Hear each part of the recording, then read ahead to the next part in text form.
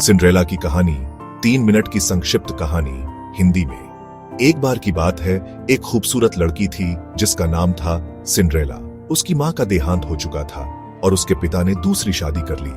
सौतेली माँ और सौतेली बहनें सिंड्रेला के साथ बहुत बुरा व्यवहार करती, उसे नौकरानी की तरह काम करवाती, कपड़े फाड़ देती और खुद खूब बन-ठन कर रहती। एक दिन बादशाह के महल में एक बड़ी दावत का ऐलान हुआ, जहां शहजादा अपनी दुल्हन चुनने वाला था।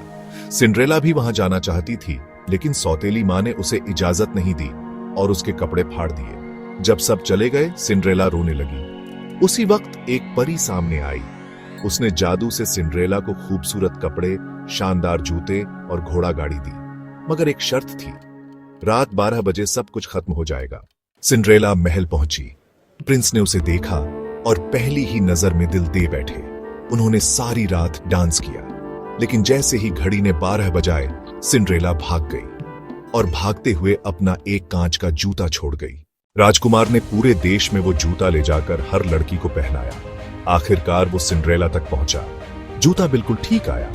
राजकुमार ने उसे पहचान लिया और दोनों की शादी हो गई। सिंड्रेला की जिंदगी बदल गई और वो हमेशा खुश रही। जुल्म करने वाले आखिरकार शर्मिंदा होते हैं और नेकी और सच्चाई हमेशा कामयाब होती है।